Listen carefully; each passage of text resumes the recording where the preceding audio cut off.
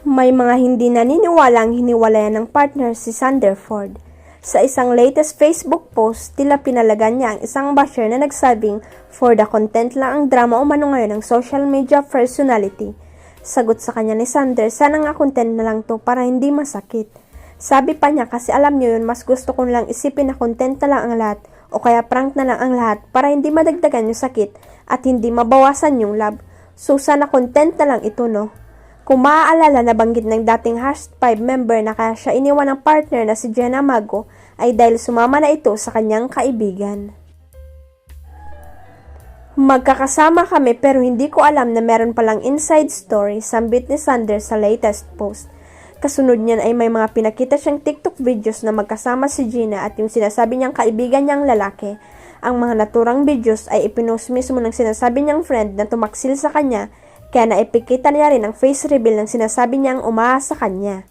Sa isang video may caption pang nakalagay na Angel at nakatag si Jenna. Ito yung masakit, makikita mo yung video pagtatapat ni Sander sa Facebook.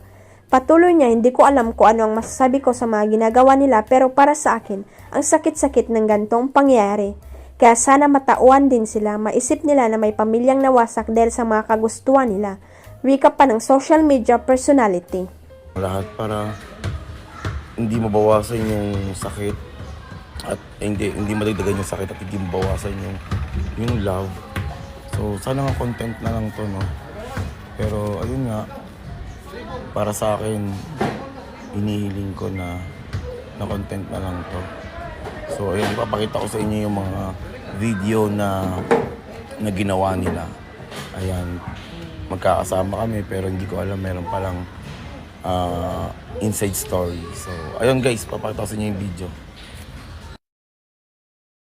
You're my angel, come and save me.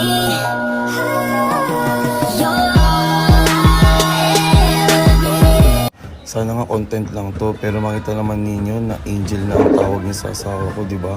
Sana nga hindi eh.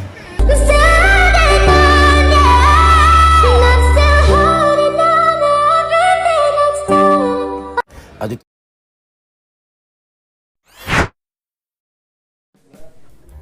Binarag agad-agad ni Rica Ferraleo ang netizens na naglagay ng masamang interpretasyon sa video nila ng kapatid na si Paula Ferraleo sa Instagram.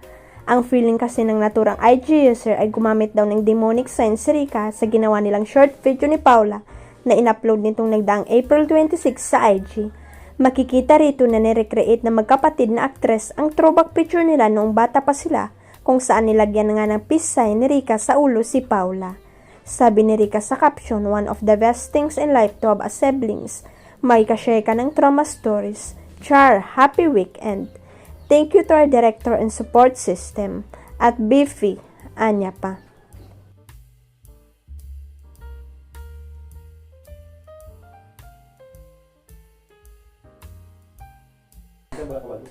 Narito ang mga comments ng ilang followers ng Celebrity Mom.